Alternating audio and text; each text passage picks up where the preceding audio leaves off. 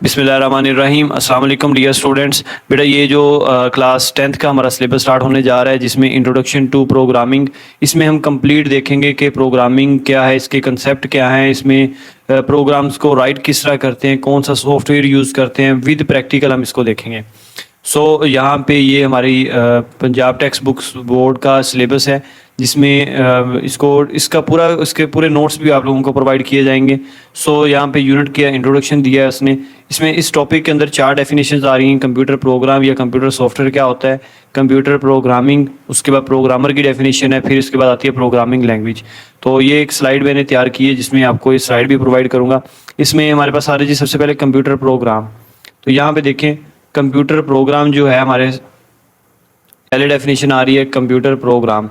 तो इस डेफिनेशन के अंदर उसने लिखा है कि computer program is a set of instructions. ये हमारे पास कोई हदायत हैं written in a specific sequence, ये सीक्वेंस वाइज एक तरतीब के साथ, इसको रेंज के साथ हम लिख रहे होते हैं। दैट इज़ कंप्यूटर उसको फॉलो करता है एंड परफॉर्म पार्टिकुलर टास्क, और उसको टास्क को क्या किया जाता है, परफॉर्म, हमारा कंप्यूटर टास्क को परफॉर्म करता है, और वो जो हमारी प्रॉब्लम है उसको प्रॉब्लम को सॉल्व किया जा रहा होता है जी। It's tell the computer what to do, how to do and when to do.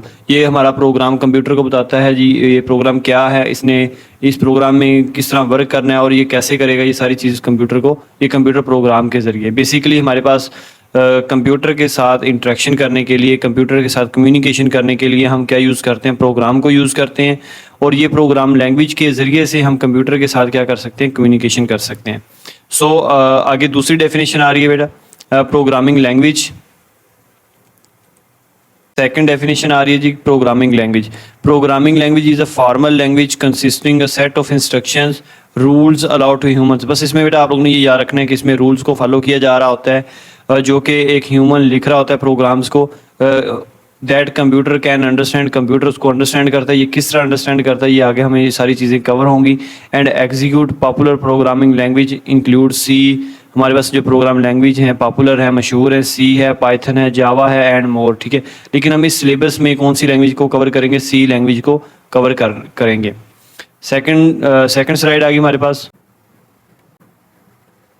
Programmer is a person who writes test and maintain computer program. वही जो इंस्ट्रक्शंस थी, वो जो एक इंसान जो उसने पर्सन, एक ऐसा पर्सन है जो कि क्या कर रहा होता है, प्रोग्राम को राइट कर रहा होता है, प्रोग्राम को टेस्ट करता है, उसको मेंटेन करता है। और कंप्यूटर प्रोग्राम वो कौन कहलाएगा, आपका प्रोग्रामर कहलाएगा। They use programming language to create software. ये प्रोग्राम किस लिए यूज़ किया जाता है, सॉफ्टवेयर बनाने के लिए, सॉल्व प्रॉब्लम्स, प्रॉब्लम को सॉल्व करने के लिए, एंड इम्प्रूव सिस्टम फंक्शनैलिटी। किसी भी सिस्टम की फंक्शनैलिटी को इम्प्रूव करने के लिए हम क्या यूज़ करते हैं, प्रोग्राम को यूज़ कर रहे होते हैं जी। प्रोग्रामर कौन है, प्रोग्रामर हमारे पास वो पर्सन है जो कि प्रोग्राम को राइट करता है। जिस तरह आप हमारे पास आप लोग जब प्रोग्राम राइट करेंगे तो आप क्या कहलाएंगे, प्रोग्रामर कहलाएंगे। आफ्टर दिस इस कोर्स के बाद आप लोग भी क्या कहलाएंगे, प्रोग्रामर होंगे, जो कि प्रोग्राम राइट कर रहे होते हैं जी। आगे इसमें कुछ हिस्ट्री आ रही है, history of C language. The C programming language was developed in early 1970 by Dennis Ritchie. बेटा ये आप लोगों का एमसीक्यूज है। डेनिस रिची एक साइंटिस्ट था जिसने 1972, आपका एक्यूरेट जो है होगा वो आपका जो एमसीक्यूज है वो 1972 में सी लैंग्वेज को इंट्रोड्यूस करवाया। लेकिन ये इस पे काम जो हो रहा था वो 1970 से स्टार्ट हो गया था। लेकिन इसमें जो आप कह लें कि जब ये रिलीज़ हुई कंप्लीट, इसका जो मार्केट में ये लॉन्च हुई, वो आपकी 1972 में हुई थी। और किसने की थी, Dennis Ritchie at Bell Labs के अंदर इसको बनाया गया था। उसके बाद नेक्स्ट स्लाइड में हम देखेंगे आईडीई की definition, integrated development environment. IDE क्या है, ये भी इंपॉर्टेंट आपका शॉर्ट क्वेश्चन है। शॉर्ट क्वेश्चन के लिहाज से ये आपका इंपॉर्टेंट है। तो an I D is a software application. ये हमारे पास एक एप्लीकेशन सॉफ्टवेयर है दैट प्रोवाइड कम्प्रीहेंसिव फैसिलिटीज़। ये जो हमें प्रोवाइड करता है, एक सॉफ्टवेयर डेवलपमेंट का हमें इंटरफेस प्रोवाइड करता है, जिसमें हम कोड को राइट कर सकते हैं, कोड को एडिट कर सकते हैं, कंपाइल कर सकते हैं एंड इसको डीबग करना, ठीक है। अब यहाँ पे कुछ चीज़ें आ रही हैं, जैसे कि एडिटर है, कोड एडिटर को कोड को राइट करना, कोड को कंपाइल से मुराद ये है कि जब हम प्रोग्राम को लिखेंगे वो हमारा जो है, जिस तरह ये एक हमारे पास ये हमारा वो आईडीई है। इस आईडीई के अंदर देखें यहाँ पे मेन्यूज़ आ रहे हैं, इसमें हमारे पास टेक्स्ट एडिटर आ रहा है, इसमें कंपाइलर आ रहा है, ये देखिए कंपाइल लिखा हुआ है। ये हमारे पास एक जितना भी इंटरफेस हमें प्रोवाइड किया है, ये हमारे पास आईडीई के ज़रिए से और आईडीई ने हमें ये प्रोवाइड किया है। उसके बाद देखें यहाँ पे कुछ एग्जांपल्स हैं आईडी की। विजुअल स्टूडियो है, इक्लिप्स है, कोड ब्लॉक्स है, ये उसकी डायग्राम्स भी मैंने यहाँ पे ऐड की हुई है कोड ब्लॉक की। ये है विजुअल स्टूडियो की ये है, और ये आपका लाइव जो है डेव C++, ये भी आपकी एक एग्जांपल है IDE की। उसके बाद टेक्स्ट एडिटर क्या है? Text editor is a program use to for editing and plain text. ये हमारे पास प्लेन टेक्स्ट को राइट करना, एडिट करने के लिए यूज होता है। In programming language text editor are use to write and modify source code. अब यहाँ पे डेफिनेशन में आ रहा है जी सोर्स कोड। अब ये सोर्स कोड हमारे पास जो है जिसको ह्यूमन लिख रहा होता है, जैसे कि यहाँ पे देखिए इंग्लिश के ये कुछ वर्ड्स लिखे गए हैं, लेकिन बेसिकली ये हमारे पास एक प्रोग्राम है, तो ये हमारे पास क्या कहलाएगा? सोर्स कोड कहलाएगा। और जब ये कंपाइलर इसको कंपाइल करेगा तो ये सोर्स कोड को वो कन्वर्ट करेगा 0-1 की फॉर्म में, क्योंकि कंप्यूटर हमारा अंडरस्टैंड किसको करता है? 0-1 की फॉर्म को अंडरस्टैंड करता है। तो इसमें आगे आ रहा है जी text editor does not include additional tools. इसमें आपके एडिशनल टूल्स नहीं होते लाइक कंपाइलर्स, डिबगर, ठीक है। यहाँ पे देखें इसकी स्क्रीन के ऊपर इंटरफेस पे हमारे पास क्या आ रहा है? यहाँ पे आपका कंपाइलर भी आ रहा है और यहाँ पे ये डिबगर भी आ रहा है। डिबगर होता है कि इस प्रोग्राम के अंदर कहीं पे अगर कोई मिस्टेक है तो उसको फाइंड करना, उसको रिमूव करना, इट इज़ कॉल्ड डिबगिंग। लेकिन टेक्स्ट एडिटर हमारा यहाँ से लेके सिर्फ इतना टेक्स्ट एडिटर है, इसमें आपके बाकी टूल्स नहीं आ रहे। ये कंपाइलर, डिबगर, ये सारी चीज़ें आपकी IDE के अंदर आ रही हैं, और टेक्स्ट एडिटर भी किस में आ रहा है? आपका IDE के अंदर आ रहा है हमारे पास। तो अब यहाँ पे हम ये कह सकते हैं कि IDE हमारे पास वो इन्वायरमेंट है जो टेक्स्ट एडिटर प्रोवाइड करता है, कंपाइलर हमारे पास प्रोवाइड होता है। इस इन्वायरमेंट में सारी चीज़ें आ जाती हैं आपकी। उसके बाद ये एक छोटी सी एक्टिविटी है, उसने कहा जी use the web browser to find out the name of 3 different IDs। आप डिफरेंट IDs को है फाइंड करें। Can be use C programming language के लिए कौन कौन सी यूज़ की जाती हैं? यहाँ पे मैंने आपको एक बता दिया, विजुअल स्टूडियो कोड है, कोड ब्लॉक है, और तीसरी हमारे पास ये आ रही है डेव C++। ये 3 IDs हैं जो कि हमें टेक्स्ट एडिटर प्रोवाइड करती हैं। डिबगर का काम, प्रोग्राम को राइट करना, कंपाइल करना, इसको एग्जीक्यूट करवाना, उसको चलाना, ये सारे हमें ये वाले एडिटर हमें काम करते हैं जी, ठीक है। एक्टिविटी भी हमारी हो गई है। उसके बाद नेक्स्ट हमारे पास आती है जी कंपाइलर की डेफिनेशन है, इंपॉर्टेंट है, और कंपाइलर की डेफिनेशन के साथ साथ आप डायग्राम बनाएंगे, ज़रूरी है। ये भी आपका शॉर्ट क्वेश्चन है। Compiler is a special software program. ये भी हमारे पास एक स्पेशल सॉफ्टवेयर प्रोग्राम है that translate code written in high level language, programming language like C, Java, Python. क्योंकि हमारा सिलेबस जो है वो C पे है, तो ये हमारा जो कोड लिखा हुआ है, राइट किया गया है, ये C लैंग्वेज के अंदर राइट किया गया है। सो यहाँ पे जो इसको हाई लेवल प्रोग्रामिंग लैंग्वेज कहते हैं। ये जो सोर्स कोड है इसको ट्रांसलेट करेगा into machine language. Machine language mean binary code में इसको क्या किया जाएगा? उसको कन्वर्ट करेंगे ताकि हमारा कंप्यूटर प्रोसेसर जो है उसको क्या करें, इसको एग्जीक्यूट कर सके। ये डायग्राम है, एक प्रोग्राम है जो कि हाई लेवल लैंग्वेज में लिखा गया है। फिर कंपाइलर क्या काम करेगा? इस प्रोग्राम को कंपाइल करने के बाद उसको बाइनरी कोड में कन्वर्ट कर देगा। जब बाइनरी कोड में कन्वर्ट होगा तो ये कंप्यूटर इसको क्या करेगा? एग्जीक्यूट करेगा। बेसिक प्रोग्रामिंग के कुछ रूल्स हैं, ये भी आपकी डेफिनेशन है। Syntax refer to the rules and structure. हम फॉलो करेंगे, स्ट्रक्चर को फॉलो करेंगे, ठीक है। आगे देखेंगे स्ट्रक्चर हमारे पास आ रहा है जी, जो कि प्रोग्राम को वैलिड बनाएगा। अगर हम स्ट्रक्चर रूल्स को फॉलो नहीं करेंगे तो हमारा वो एरर आएगा जिससे हमारा प्रोग्राम एग्जीक्यूट नहीं होगा। तो ये डेफिनेशन आ रही है इंपॉर्टेंट रिजर्व वर्ड्स और कीवर्ड्स, वेरी इंपॉर्टेंट। इसमें आपके MCQs भी बनेंगे और आपको ये आगे हर प्रोग्राम के अंदर ये यूज़ भी होने जा रहा है जी। Reserve words is also known as keywords. हम क्या कहेंगे जिसको बताएंगे कि कीवर्ड्स हमारे पास रिजर्व वर्ड्स ही कहलाते हैं। ये होते क्या हैं? बेसिकली ये प्री डिफाइन वर्ड्स हैं। जब आपकी प्रोग्रामिंग लैंग्वेज बनाई गई देन ही ये कुछ आपके वर्ड्स को डिफाइन कर दिया गया, ठीक है। उनको डिफ़ाइन करने का मकसद यही था कि हम उसको आगे जब प्रोग्रामिंग लैंग्वेज हम प्रोग्राम लिखेंगे तो उसमें उनका यूज़ किया जा सके। There are part of language syntax and can not be use identifier. इन कीवर्ड्स को हम आइडेंटिफायर के तौर पे, वेरिएबल्स के नाम पे हम इसको यूज़ नहीं कर सकते। ये वेरिएबल्स क्या हैं या आइडेंटिफायर्स क्या हैं, ये आगे हमारे इस चैप्टर के लास्ट पे हमारे पास ये क्वेश्चन है, तो यहाँ पे आपको ये क्लियर हो जाएगा कि आइडेंटिफायर्स क्या हैं, वेरिएबल के तौर पे हम कीवर्ड्स को यूज़ नहीं कर सकते। फिलहाल आप लोग जस्ट इसको एज ए जस्ट आप लोग अंडरस्टैंड करेंगे। कीवर्ड्स जो हैं हमारे पास प्री डिफाइंड वर्ड्स हैं जो कि एक ख़ास पर्पज़ के लिए यूज़ किए जाते हैं, ठीक है। उसके बाद ये टोटल हमारे पास कीवर्ड्स वो 32 हैं। जिस तरह ऑटो है, केस है, कॉन्स्ट है, ये सारे आपने एक दफ़ा इसको रीड आउट कर लेना है, ठीक है। रीड आउट करने से ये होगा, अगर आपसे MCQs पूछा जाए 4 इट इज़ अ कीवर्ड, तो आपको पता होना चाहिए ये कीवर्ड है या नहीं, येस और नो। और आप ये याद रखें कीवर्ड्स को हमेशा स्मॉल लेटर्स में लिखा जा रहा है। जैसे ये डू है, अगर ये कैपिटल लेटर में लिखा होगा तो it is not a keyword, तो ये हमारे पास कीवर्ड नहीं कहलाएगा। उसके बाद नीचे एक एक्टिविटी दी गई है, उसने अच्छा ये बेसिक स्ट्रक्चर ऑफ प्रोग्राम आपका आ गया जी। अब ये भी 2 नंबर का बेटा आपका शॉर्ट क्वेश्चन है। बेसिक स्ट्रक्चर हर प्रोग्राम में ये स्ट्रक्चर को हम क्या करेंगे, फॉलो करेंगे। नंबर 1 पे हमारे पास आ रहा है जी hash include stdio.h header file, इनको हम लाइब्रेरी फाइल भी कहते हैं, हेडर फाइल्स भी कह रहे होते हैं। ये हमारे बेसिक स्ट्रक्चर का पहला पार्ट है। सेकंड पार्ट हमारे पास आ रहा है जी int main function. Main function हमारा जहाँ से प्रोग्राम की एग्जीक्यूशन स्टार्ट होती है, आगे इसकी डिटेल लिखी हुई है, लेकिन सिर्फ मैं इसको दिखाने का मकसद ये है कि आगे आपको क्वेश्चन को थोड़ा सा आप इजीली अंडरस्टैंड कर सकें। और ये हमारे पास क्या आ रही है जी, बॉडी आ रही है जी, बॉडी ऑफ प्रोग्राम। हमारे बेसिक स्ट्रक्चर के 3 हिस्से हैं, 3 पार्ट्स हैं। नंबर 1 पे हमारे पास आ रही है जी हेडर फाइल्स, जिनको हम प्री प्रोसेसर डायरेक्टरीज कहते हैं, ये लाइब्रेरीज कह रहे होते हैं। सेकंड नंबर पे मेन फंक्शन है, जहाँ से हमारे प्रोग्राम क्या होता है स्टार्ट होता है, और ये हमारी स्टेटमेंट्स हैं जो बॉडी के अंदर इस ब्रैकेट्स करली ब्रैकेट्स के अंदर आएंगे। इन ब्रैकेट्स को डेलीमीटर भी कह रहे होते हैं। उसके बाद नेक्स्ट देखें हमारे पास उसने डेफिनेशन आ गई। अब उसने क्या जी कि प्री प्रोसेसर डायरेक्टरीज, जो मैंने यहाँ पे एग्जांपल भी दी हुई है, हैश इंक्लूड स्टैंडर्ड इनपुट और हेडर फाइल्स। नंबर 1 पे प्री प्रोसेसर डायरेक्टरीज कहते हैं इनको। These are lines that begin with the hash sample. जब भी ये आपका हैश सैम्पल आएगा तो इट मीन्स कि ये हमारे पास प्री प्रोसेसर डायरेक्टरीज हैं या ये हमारे पास हेडर फाइल्स हैं। That are used to include libraries और define the constant before the actual code. जब हम इस प्रोग्राम के अंदर, जैसे ये प्रिंट एफ को यूज़ किया गया है, ये हमारी जो है लाइब्रेरी प्रिंट एफ, ये हमारा एक फंक्शन है जो कि इस लाइब्रेरी के अंदर इसके साथ क्या हो रहा है, लिंक हो रहा है। तो यहाँ पे स्टैंडर्ड इनपुट और आउटपुट, आईओ से मुराद है इनपुट और output function.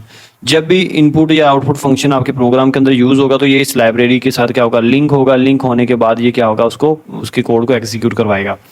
The most common pre processor directories hash include है, which is include standard libraries, ठीक है, इनपुट और आउटपुट फंक्शन। अब देखें हमारे जितने भी प्रोग्राम होंगे उसमें इनपुट और आउटपुट यूज़ होगी तो हम ये लाइब्रेरी को लाजमी इंक्लूड करवाएंगे, अदरवाइज हमारा जो प्रोग्राम एग्जीक्यूट नहीं होगा। और ये हमारा पहला पार्ट है। सेकंड नंबर पे आ रहा है जी शॉर्ट क्वेश्चन आपका main function. Every C program must have a main function. आपके हर प्रोग्राम का एक मेन फंक्शन होता है और लाजमी है आप मेन फंक्शन को लिखेंगे। Main function because it serves the entry point of the program, ये प्रोग्राम का एंट्री पॉइंट होगा। This is where the execution of program start. आपके प्रोग्राम की एग्जीक्यूशन कहाँ से स्टार्ट होगी, मेन से स्टार्ट होगी। मैं यहाँ से दोबारा दिखा देता हूँ। ये हमारा पहला जो प्री प्रोसेसर डायरेक्टरीज हैं, जब भी कंपाइलर हमारे इस प्रोग्राम को रीड करेगा, इस लाइन को वो लाइब्रेरीज को छोड़ देगा, सिर्फ डायरेक्ट क्या करेगा, वो आके मेन फंक्शन पे आएगा। मेन फंक्शन पे क्या काम होगा, वो हमारा ये एंट्री पॉइंट है। कंपाइलर हमारा आके रीड ही प्रोग्राम के एग्जीक्यूशन ही यहाँ से करेगा, फिर आगे इसकी बॉडी में आएगा। फिर बॉडी के अंदर जब इस लाइन स्टेटमेंट को क्या करेगा, वो रीड करेगा। जैसे ही वो प्रिंट एफ पे आया, अब वो चेक करेगा जाके इस लाइब्रेरी फाइल को, ये जो आपकी स्टार्ट में आ रही है। ये लाइब्रेरीज आपकी तब यूज़ होंगी जब आपका ये प्रिंट इनपुट और आउटपुट फंक्शन को यूज़ किया जा रहा होगा। लेकिन ये है कि आपकी जो एग्जीक्यूशन है वो कहाँ से, मेन फंक्शन से ही क्या होगी, स्टार्ट होगी। तो ये एग्जाम्पल है इंट मेन, और ये उसकी डाटा टाइप है। ये भी इंट, आगे इसको हम देखेंगे डाटा टाइप्स क्या होती हैं। फिर ये मेन आप इसको स्मॉल लेटर्स में लिखेंगे, और फंक्शन की ये निशानी है कि इसके साथ आपकी ये स्मॉल ब्रैकेट्स आ रही होती हैं। इनको पैरेंथेसिस ब्रैकेट्स कह रहे होते हैं, पैरेंथेसिस ब्रैकेट्स। उसके बाद नेक्स्ट हमारे पास आ रहा है जी कि स्टेटमेंट या इसको एक्सप्रेशन कह रहे होते हैं। एक्चुअल लॉजिक एंड इंस्ट्रक्शन, जो हमारी इंस्ट्रक्शन हमने स्टार्ट में बात की थी, प्रोग्राम की जो इंस्ट्रक्शंस होती हैं वो हमारी एक्चुअल कोड वो हमारा ये है, ठीक है। हमारे इसके 3 हिस्से थे, मेन फंक्शन और ये स्टेटमेंट आ गया आपकी, ठीक है। सो दोबारा मैं अब चलता हूँ स्ट्रक्चर पे। तो ये हमारे पास हैश इंक्लूड मेन फंक्शन आ गया, तो लाइब्रेरी फंक्शन। उसके बाद अच्छा ये नंबर फर्स्ट पे हमारे पास आ रहा है जी हैश इंक्लूड स्टैंडर्ड इनपुट और आउटपुट हेडर फाइल्स, या इनको प्री प्रोसेसर डायरेक्टरीज कहते हैं। प्रोग्राम का पहला पार्ट आ गया। सेकंड हमारे पास आ गया जी मेन फंक्शन, यहाँ से प्रोग्राम की एग्जीक्यूशन होती है, और यहाँ पे फिर आगे ये स्टेटमेंट आ गई, सीक्वेंस, जो कि प्रिंट एफ के जरिए से क्या होगा, इस डबल कोट्स के अंदर जो भी होगा वो आपका क्या हो जाएगा, प्रिंट हो जाएगा। उसके बाद एक एक्टिविटी है, इस एक्टिविटी को देखें। एक्टिविटी नंबर 1.4 है। इसमें उसने कहा जी identify different parts of the following C program. आपने आइडेंटिफाई करना है जी डिफरेंट पार्ट। तो यहाँ पे देखें हैश से जो भी स्टार्ट होगा ये भी हमारी हेडर फाइल्स है, conio.fa ये भी हमारे पास हेडर फाइल्स हैं, और ये आपकी फर्स्ट 2 लाइंस आपकी प्री प्रोसेसर डायरेक्टरीज या हेडर फाइल्स, या इनको लाइब्रेरी फाइल्स कहेंगे। उसके बाद आता है जी मेन फंक्शन। मैंने यहाँ पे इंट लिखा था, यहाँ पे वाइड आ रहा है, इंट भी लिख सकते हैं, वाइड भी लिख सकते हैं। मेन फंक्शन आपका सेकंड पार्ट क्या आ गया जी, मेन फंक्शन आ गया। थर्ड, ये हमारे पास इसमें 2 स्टेटमेंट यूज़ की जा रही हैं, प्रिंट एफ और एक गेट ch है आपकी। ये भी एक फंक्शन है जो कि एज ए इनपुट के तौर पे यूज़ किया जा रहा होता है। सो यहाँ पे हमने 2 पहले लाइब्रेरी फाइल्स हैं, मेन फंक्शन है, और ब्रैकेट्स के अंदर हमारे पास ये कोड आ गया थी, ठीक है। ये एक्टिविटी में आपने जस्ट इसको अंडरस्टैंड करना है, ये कोड राइट कैसे होता है। अच्छा जी, नेक्स्ट देखिए हमारे पास purpose of comments in C language. हमारे इस लैंग्वेज के अंदर कमेंट्स जो होते हैं, ये आपके कमेंट फेसबुक वाले कमेंट्स नहीं है, लेकिन इस कमेंट्स का यूज़ से हमारे आइडिया हो जाता है कि प्रोग्राम के अंदर क्या काम कर रहे हैं, और कमेंट्स हमारे प्रोग्रामर की हेल्प कर रहे होते हैं। तो comments is are use to make the code more understandable to human readers. जो हमारा प्रोग्राम रीडर होता है उसको अंडरस्टैंड करवाने के लिए कोड हम क्या यूज़ कर रहे होते हैं, कमेंट्स को यूज़ कर रहे होते हैं जी, ठीक है। ये डेवलपर्स की हेल्प कर रहा होता है, प्रोग्रामर हो रोट द कोड। तो यहाँ पे कमेंट्स जो हैं बेसिकली ये एक प्रोग्रामर की हेल्प कर रहे होते हैं। इसमें अब नीचे उसने कुछ पॉइंट्स बता दिए। डीबगिंग एंड मेंटेनेंस करने के लिए हमारे पास कमेंट क्या कर होते हैं, यूज़फुल होते हैं। उसके बाद इम्प्रूव्ड रीडेबिलिटी को इम्प्रूव करने के लिए हम क्या यूज़ कर रहे होते हैं, कमेंट्स को यूज़ कर रहे होते हैं। और कोड को एक्सप्लेन करने के लिए हम क्या करते हैं, या किसी भी लॉजिक को या किसी भी पर्पस को एक्सप्लेन करने के लिए हम कोड को कमेंट्स को यूज़ कर रहे होते हैं। ये तीन आपकी फंक्शनैलिटीज़ थी। ये बेनिफिट्स हैं आपके। कोड को डिबगिंग करना हमारे लिए इजी हो जाता है, कोड को इम्प्रूव रीड करना, प्रोग्राम को राइट करना, प्रोग्राम को अंडरस्टैंड करना और कोड को एक्सप्लेन करना हमारे लिए क्या हो जाता है, आसान हो जाता है कमेंट्स के ज़रिए से। और ये नॉन एग्जीक्यूटेबल कमेंट होते हैं और ये आपके कमेंट्स की आउटपुट शो नहीं हो रही होती है। आगे इसकी कुछ टाइप्स हैं, जैसे देखिए उन्होंने सी स्पोर्ट 2 टाइप्स इसने बता दी। सिंगल लाइन कमेंट है, this comments are use for brief explanation only single line. जैसे कि ये देखें आपका ये कमेंट बना दिया उसने, this is a single line comment, और इसको स्लैश के डबल स्लैश के ज़रिए से हम इसको रिप्रेजेंट करते हैं। मल्टी लाइन कमेंट्स हैं, इसको अगर हमारे पास लॉन्गर एक्सप्लेनेशन है तो उसको कमेंट बनाना चाह रहे हैं तो हम उसको क्या करेंगे, स्लैश लगाएंगे, स्टैटिक आएगा। उसके बाद जितना भी वो लाइन्स आएंगे, वो एक लाइन हो सकती है, वो आपकी एक से ज़्यादा लाइन्स होंगी, तो वो उसको एंड भी जाके क्या करेंगे, स्टैटिक और स्लैश के साथ करेंगे। इससे ये होगा कि ये दरमियान वाला जो कोड वो आपका एग्जीक्यूट नहीं होगा। ये सिंगल लाइन आपका एक लाइन के लिए, ये मल्टीपल लाइंस के लिए हम क्या करते हैं, कमेंट्स को यूज़ करते हैं। आगे ये देखें एक्टिविटी है, इससे हमें आइडिया हो जाएगा क्या ये कोड एग्जीक्यूट होगा या नहीं होगा। एक्टिविटी नंबर हमारे पास आ रही है 1.15। तो देखें ये पहले स्टैटिक आ रहा है, कमेंट्स गोज हेयर, तो ये आउटपुट में सेम टू हमें शो होगा, ये कमेंट नहीं है आपका पहला जो है। सो सेकंड नंबर पे आ रहा है जी कमेंट्स गोज टू हेयर, ये भी कमेंट नहीं है क्योंकि हमने कहा था कि डबल स्लैश से स्टार्ट होगा, तो ये भी आपका कमेंट नहीं है। तो ये परसेंटेज से स्टार्ट हो रहा है, ये भी आपका कमेंट नहीं आ रहा। अब ये देखें हमारे पास ये मल्टीपल लाइंस कमेंट आ रहा है, ये आपका स्लैश अंडर स्टैटिक आ गया, कमेंट गोज हेयर, उसके बाद आपका स्टैटिक है, स्टैटिक के बाद आपका क्या आ रहा है, साथ आपकी एंड हो रहा है आपका, ये स्टार्ट टैग है और ये एंड हो रहा है। तो इसके दरमियान ये हमारे पास ये जो नंबर 4 वाला जो है, ये हमारे पास मल्टी लाइन्स कमेंट्स है। और ये हमारे पास आ रहा है स्लैश से स्टार्ट हो रहा है, लेकिन ये स्टार्ट वाला ठीक है लेकिन एंड पे नहीं आ रहा। अगर यहाँ पे भी स्टैटिक होता तो ये भी मल्टी लाइन्स कमेंट होता है, ये भी मल्टीपल लाइन्स कमेंट्स नहीं है। और ये हमारे पास जो है सिंगल लाइन कमेंट है, क्योंकि इसकी जब स्टार्ट में आ जाए डबल लाइन, फिर आगे आप जो मर्जी लगाते जाएं वो आपका क्या होगा, कमेंट बन जाएगा, ठीक है। सो मैं अब यहाँ पे आपको बता देता हूँ, दो आपके कमेंट्स हैं, ये आपका मल्टीपल लाइन कमेंट्स है और ये आपका सिंगल लाइन कमेंट है। बाकी आपके ये वैलिड हैं और बाकी आपके इनवैलिड हैं, बाकी का रिस्पॉन्स आएगा, इसके आउटपुट में शो नहीं होगा। सो आगे जाके इसकी एग्जांपल भी देखेंगे, सो हमें इसका आइडिया हो जाएगा। उसके बाद आता है जी constant variable in C language. हमारे पास ये कुछ वेरिएबल्स होते हैं, आगे डेफिनेशन भी आ रही है वेरिएबल की। सो कांस्टेंट वेरिएबल कौन से होते हैं, आपका इंपॉर्टेंट शॉर्ट क्वेश्चन के हवाले से, एमसीक्यूज के हवाले से, और ये आपका वेरी इंपॉर्टेंट शॉर्ट क्वेश्चन है। A constant variable is C reference to variable whose value can not be change. जब हम वेरिएबल हम यूज़ करेंगे तो उनकी वैल्यू को हम चेंज नहीं कर सकते। सो टाइप ऑफ कांस्टेंट आ रहा है जी इंटीजर कांस्टेंट है, दीज आर न्यूमेरिक कांस्टेंट। इसमें क्या होगा आपका हुज नंबर, इसमें जो नंबर्स होंगे आपके जैसे 10 है, 5 है, बेशक आपके पॉजिटिव नेगेटिव नंबर्स हैं, वो आपके क्या होंगे, कांस्टेंट नंबर, इंटीजर नंबर्स कहलाएंगे। बेसिकली वेरिएबल्स क्या होते हैं, वो आपकी वैल्यूज़ को स्टोर करने के लिए यूज़ किया जा रहा है। तो अब यहाँ पे इंटीजर है तो इसमें 10 पॉजिटिव भी हो सकते हैं, नेगेटिव भी हो सकते हैं, वो आपके क्या होंगे, वैल्यूज़ में, वेरिएबल में जाके वैल्यू स्टोर होगी। फ्लोटिंग पॉइंट से बराबर रियल नंबर्स, और इसमें आपका क्या होगा, डेसिमल पॉइंट होगा। आपका इंटीजर में डेसिमल पॉइंट नंबर नहीं होगा, इसमें आपका लास्ट में जो है वो डेसिमल पॉइंट नंबर लास्ट में होगा। सो उसके बाद आपका जी आ रहा है जी करैक्टर कांस्टेंट्स। करैक्टर कांस्टेंट में आपका देखें एग्जांपल है, इसके साथ सिंगल कोट आ जाएगा। ए है, ए आपके पास एक करैक्टर है, लेकिन अगर उसके साथ सिंगल का स्टार्ट में और एंड पे लगा दिया जाए तो ये हमारे पास करैक्टर कहलाएगा। तो ये करैक्टर टाइप आ गया। अगर देखिए नंबर भी है, नंबर के स्टार्ट में भी आपकी अगर सिंगल कोट और एंड पे सिंगल कोट आ जाए, देन ये भी हमारे पास क्या कहलाएगा, करैक्टर कांस्टेंट कहलाएगा। तो यहाँ पे इंटीजर में आपके पॉजिटिव नंबर्स आ रहे हैं, नेगेटिव नंबर्स आ रहे हैं, और फ्लोटिंग में डेसिमल पॉइंट वाली वैल्यूज़ आ रही हैं, और इसमें आपके एग्जांपल में आपका करैक्टर्स आ रहे हैं जी। तो यहाँ पे एक एक्टिविटी है, एक्टिविटी नंबर 1.6 है। तो इसमें आप लोग यहाँ से देखें, identify the types of constant of each following rules. हमारे पास आ रहा है 12 है, ये हमारे पास एक इंटीजर नंबर है। 1.2 ये फ्लोटिंग रियल पॉइंट नंबर्स आ रहे हैं आपके, डेसिमल जिसमें पॉइंट आ गए जी, ये आपका करैक्टर है, करैक्टर टाइप कांस्टेंट है। ये हमारे पास इंटीजर है, ये भी हमारे पास रियल है, और ये करैक्टर आ गया, करैक्टर इसलिए क्योंकि सिंगल करैक्टर इसमें आ रहा है। और ये हमारे पास नेगेटिव लेकिन पॉइंट वाली वैल्यू आ रही है, तो ये फ्लोटिंग पॉइंट और रियल में आपका आ जाएगा। ये आपका इंटीजर है, इसी तरह आगे आपका 40.0 इसमें भी डेसिमल पॉइंट आ रहा है, तो ये भी हमारे पास रियल आ रहा है और ये आपका करेक्टर है, ठीक है। तो ये एक्टिविटी होगी। नेक्स्ट हमारे पास आ रहा है जी वेरिएबल। पहले थे कांस्टेंट वेरिएबल, उसमें था कि जो उनकी वैल्यू, उसकी डेफिनेशन ये थी कि जो भी वेरिएबल होगा उसकी value can not be change, लेकिन जो वेरिएबल होगा उसकी वैल्यू क्या होगी, अब उसको चेंज कर सकते हैं। वेरिएबल इज अ नेम, किसी भी स्टोर, हमारी जो कंप्यूटर की मेमोरी होगी उसकी स्टोरेज लोकेशन का नाम होगा in a computer memory where value can be store. अब देखिए जब भी कंप्यूटर की मेमोरी में हम डाटा स्टोर करवाएंगे तो वेरिएबल के जरिए से वो क्या होगा, डाटा आपका स्टोर होगा। इसको मॉडिफाई कर सकते हैं, रिट्रीव कर सकते हैं during the execution of program. जब हमारा प्रोग्राम एग्जीक्यूट हो रहा होगा तो हम क्या कर सकते हैं, इसमें डाटा को वेरिएबल्स में डाटा स्टोर करवा सकते हैं। सेम यहाँ पे भी इसकी टाइप्स आ रही हैं। इंटीजर वेरिएबल है, इसमें इंट आपका आ जाएगा, ठीक है। और जैसे कि देखें इंट डाटा टाइप आ गई इंटीजर, और एज आपके वेरिएबल का नाम है जिसमें आपका 16 क्या हो रहा है, वैल्यू स्टोर हो रही है, ठीक है। इस तरह फ्लोट है, फ्लोट में आपके क्या आ रहा है, इसकी टाइप क्या आ रही है, फ्लोट और डबल होती है फ्लोट, ये उसकी डाटा टाइप आ गई। और उसकी प्राइस एक वेरिएबल का नाम है जिसमें 10 पॉइंट, देखें फ्लोटिंग 10 पॉइंट वाली वैल्यू क्या हो रही है, प्राइस में स्टोर हो रही है।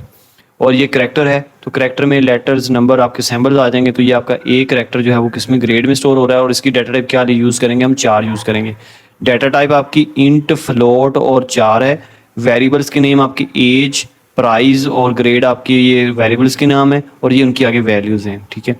उसके बाद आगे देखें rules of naming variable. Variable को जब हमने लिखना है तो उसके लिखने के कुछ रूल्स हैं, अगर हम इन रूल्स को फॉलो नहीं करेंगे तो हमारा एरर आएगा। तो ये आपका शॉर्ट क्वेश्चन इंपॉर्टेंट है, 2 शॉर्ट में आपका आएगा। Rules of for naming variables start with letters और अंडरस्कोर। हम इसको क्या करेंगे, किसी भी लेटर से स्टार्ट कर सकते हैं, डिजिट से। जैसे लेटर हमारे पास ए बी सी है, वो आपका स्मॉल भी हो सकता है, वो आपका कैपिटल भी हो सकता है। Use letter digit underscore only, हम इसमें क्या कर सकते हैं, सिर्फ लेटर यूज़ कर सकते हैं, डिजिट यूज़ कर सकते हैं, अंडरस्कोर यूज़ कर सकते हैं। नो स्पेस और स्पेशल करेक्टर, इसमें ना तो आपकी स्पेस आएगी कोई, जैसे कि आपका फर्स्ट नेम है, अब देखें फर्स्ट के बाद आपकी स्पेस आ रही है, सो हम यहाँ पे इसको जो है रूल्स के नेम को वेरिएबल्स के तौर पे नहीं लिख सकते। ये केस सेंसिटिव है। केस सेंसिटिव मुराद ये है कि अगर आपने ये देखें हेलो लिखा है, एच कैपिटल है, तो ये आपके एच और अगर स्मॉल में लिखेंगे दोनों में फ़र्क होगा। अगर केस सेंसिटिव नहीं होता तो ये हमारे पास अगर स्मॉल लिख लें, कैपिटल लिख लें, कोई इसमें कोई फ़र्क नहीं था, ठीक है, डिफरेंस कोई नहीं था। लेकिन हमें अब एच स्मॉल लिखेंगे, उसका मकसद पर उसका जो है उसका मीनिंग और होगा, अगर कैपिटल लिखेंगे तो उसका मीनिंग और होगा। अवॉइड रिजर्व वर्ड्स, हम क्या करेंगे, कीवर्ड्स को वेरिएबल्स के तौर पे नहीं ले सकते। ऊपर हमने देखे थे कि 32 हमारे कीवर्ड्स हैं, उनको हम क्या कर सकते हैं, रिजर्व वर्ड्स के तौर पे नहीं ले सकते। Don't start with the number, हम डिजिट से स्टार्ट नहीं कर सकते। जैसा कि यहाँ पे देखें हमारे पास यहाँ पे आ रहा है, नहीं ये यहाँ पे नहीं है, ठीक है। उसका use meaningful names of improve clarity, हमने नाम वेरिएबल का इस तरह लिखना है जिसमें हमें क्लियर क्लैरिटी हो, जिसमें आइडिया हो कि इसका मीनिंगफुल हो। तो यहाँ पे कुछ आपके वैल्यू दिए गए हैं, आपने यहाँ से जजमेंट करनी है कि कौन कौन से आपके वेरिएबल हैं, कौन से वेरिएबल आपके वैलिड नहीं है। तो यहाँ पे देखें अंडरस्कोर से स्टार्ट हो रहा है ये हेलो, और इसमें आपका ये सैम्बल भी आ रहा है, तो इट इज़ ये आपका वैलिड वेरिएबल है। इसमें कोई स्पेस भी नहीं आ रही और डिजिट से भी ये स्टार्ट नहीं हो रहा, ये आपका डिजिट से स्टार्ट हो रहा है, सो इट मीन्स कि ये हमारे पास वेरिएबल नहीं है। और रोल नंबर देखें, इसमें आपका डिजिट से स्मॉल डिजिट से भी स्टार्ट नहीं हो रहा, और ये आपका जो है लेटर से स्टार्ट हो रहा है, इसमें अंडरस्कोर आ रही है, तो ये हमारे पास जो है वैलिड वेरिएबल है। इस तरह ईयर 23 बिलो, ये भी हमारे पास एक वैलिड वेरिएबल है क्योंकि इसमें डिजिट से स्टार्ट, बस ये कंडीशन याद रखें, डिजिट स्पेस ना हो और इसमें जो है डिजिट से स्टार्ट ना हो। फ्लोट देखें आपका ये कीवर्ड है, सो ये भी हमारे पास वेरिएबल नहीं है, क्योंकि अगर फ्लोट हमारे पास कीवर्ड है तो इसका ये खास पर्पज़ के लिए यूज़ किया जाएगा। अगर हम इसको वेरिएबल के तौर पे लेंगे तो हमारा ये एरर आएगा।